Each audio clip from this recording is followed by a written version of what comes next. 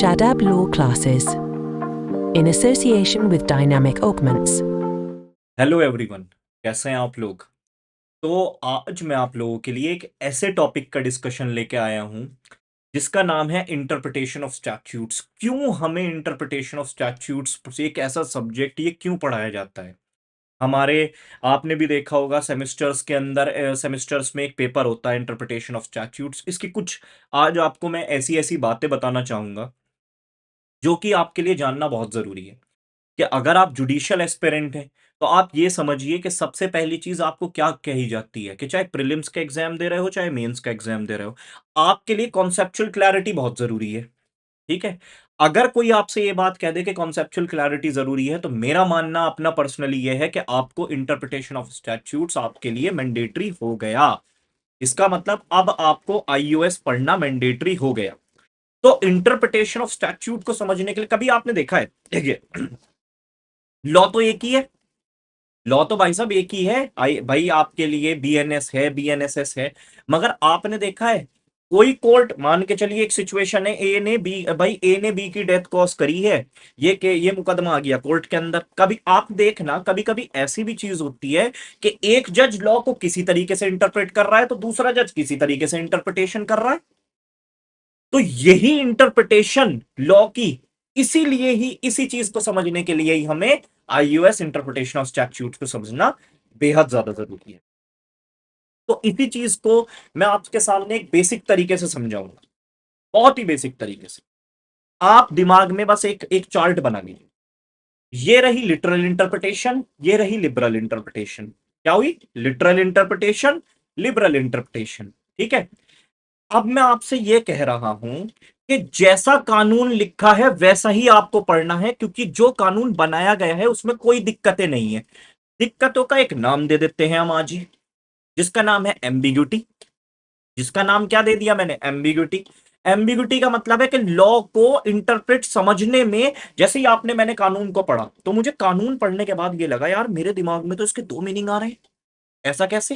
तो जहां आपको दूसरा मीनिंग नहीं, एक ही मीनिंग आ रहा है दिमाग में, जैसे कि कहीं भी आप देखेंगे कोई भी क्लॉज नथिंग से शुरू हो रहा है, कोई भी बेयर एक्ट में प्रोवाइडेड लिखा है, तो उसका आपको स्ट्रिक्ट इंटरप्रिटेशन देना। वो लॉ ने आपको कह दिया, आपको अपना दिमाग नहीं चलाना, जैसा लिखा है वैसा ही है।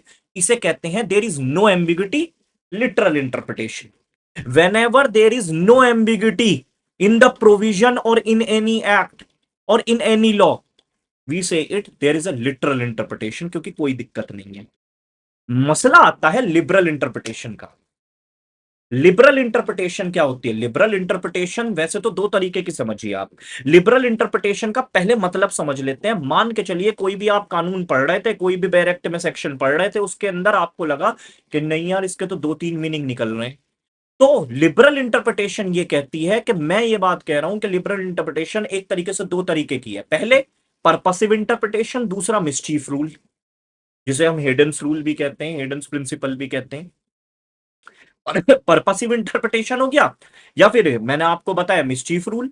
पर्पसिव इंटरप्रिटेशन का मतलब है कि अब मैंने कोई भाई सेक्शन पढ़ा, मेरे दिमाग में आया यार इसके तो तीन मीनिंग निकल रहा है। अब आपको वो ऑप्ट करना है। पर्पसिव इंटरप्रिटेशन वो इंटरप्रिटेशन होती है कि कोर्ट भी वो इंटरप्रिटेशन ऑप्ट करता है जो उस कानून का, जो उस प्रोविजन का, उस कानून का पर्पस सॉल्व कर रहा हो। भाई हमने क्या बनाया? प्राइवेट डिफेंस बनाया। अब हम प्राइवेट डिफेंस को पढ़ रहे हैं तो हम वो इंटरप्रिटेशन निकालें कि आईपीसी के अंदर या बीएनएस के अंदर अगर हमने भाई क्यों रखा था इसे, उसका पर्पस क्या था, वो पर्पस अगर सॉल्व कर रहा है वो इंटरप्रिटेशन जो आपने समझा है, आप बिल्कुल सही डायरेक्शन में है। इसे कहते हैं पर्पसिव इंटरप्रिटेशन। अब आ जाता है मिस्चीफ रूल। मिस्चीफ का मतलब यह है कि अगर आपने कोई सी इंटरप्रिटेशन पढ़ी, अब आपको तीन चार एम्बिग्यूटी लग रही है कि देयर इज एम्बिग्यूटी, कि भाई एम्बिग्यूटी का मतलब है तीन चार इंटरप्रिटेशन निकल के आ रहे हैं, इसके कोर्ट को भी लग रहा है। मिस्चीफ रूल का मतलब यह है वो इंटरप्रिटेशन ऑप्ट करो जो कि सोसाइटी के अंदर से प्रॉब्लम या मिस्चीफ को दूर कर दे, वो इंटरप्रिटेशन ऑप्ट कर लो। इतनी सी मतलब, मैं तो ये समझता हूं इससे ज्यादा इजी सब्जेक्ट, इससे ज्यादा इंटरेस्टिंग सब्जेक्ट मुझे नहीं लगता। क्यों? क्योंकि कभी भी मैंने तो कानून को नहीं रटा भाई, सिंपल सी चीज है। जितने भी स्टूडेंट इस वीडियो को देख रहे हैं, मेरी ये लाइन ना एक बोल्ड में रख लीजिए, कानून नहीं रट सकते, कानून को आपको समझना ही पड़ेगा। वो समझने को इंटरप्रिटेशन ऑफ स्टैट्यूट्स कहते हैं कि मैंने कानून को समझा, मैंने कानून को इस तरीके से इंटरप्रेट किया, इसी को ही हम क्या कहेंगे, इंटरप्रिटेशन ऑफ स्टैट्यूट्स। ठीक है, मैंने आपको लिटरल रूल बता दिया। मैंने अब आ जाते हैं हम गोल्डन रूल। गोल्डन रूल क्या है कि अगर लिटरल इंटरप्रिटेशन इलॉजिकल रिजल्ट दे दे तो कोर्ट उसे स्लाइटली मॉडिफाई कर सकता है। अगर एब्सर्ड, ठीक है भाई, किसी भी तरीके से इलॉजिकल रिजल्ट आ रहा है, भाई लिटरल इंटरप्रिटेशन है, कोर्ट कह रहा है ये बिल्कुल ही रिजिड पढ़ना है इसे, तो कोर्ट हल्का सा उसे मॉडिफाई कर सकता है। जैसे कि एक छोटा सा एग्जांपल दे दूं क्या आपको, ठीक है, मेरी बात अगर सिविल पे ना हो तो मेरे शादाब सर की बात ही करेगी, फिर तो सिविल सिविल की बात तो होगी ही होगी। सेक्शन 10 रेस सब जुडिस, वहां लिखा है नो कोर्ट शैल प्रोसीड, शैल लिख दिया भाई साहब, मगर उस शैल को कई कंडीशन में हमें मे पढ़ना पड़ता है, मगर है तो मैंडेटरी, मगर मे भी पढ़ना है हम उसे। क्यों? मान के चलिए एक मुकदमा है, कि मान के चलिए, मैं एक बात बताता हूं, एक मेरे बहुत खास मित्र है, आज उनका जिक्र और कर देता हूं मैं, उनका नाम है अब्दुल्ला। अब्दुल्ला ने मान के चलिए किसी ए पे, मान के चलिए एक मुकदमा फाइल कर दिया कि उनकी प्रॉपर्टी, उनकी भाई एक प्रॉपर्टी थी अब्दुल्ला की, उसके ऊपर प्रॉपर्टी को लेके किसी ए पे मुकदमा कर दिया अब्दुल्ला ने। मान के चलिए अभी वो चल ही रहा था, इतनी देर में क्या हुआ, दूसरा मुकदमा अब्दुल्ला ने फिर ए पे कर दिया दूसरे कोर्ट के अंदर, या ए ने अब्दुल्ला पे कर दिया, उसी प्रॉपर्टी को लेके, सब कुछ सेम है। ठीक है, किसी ने भी ऑब्जेक्शन नहीं उठाया, सब्सिक्वेंट जो मुकदमा दायर है, सूट टू या कहते हैं सब्सिक्वेंट सूट जो है। अब वो जो सेकंड वाला सूट है, A versus Abdullah, Abdullah versus A नहीं, पहला वाला नहीं, दूसरा वाला, वो जजमेंट की स्टेज तक पहुंचने वाला है।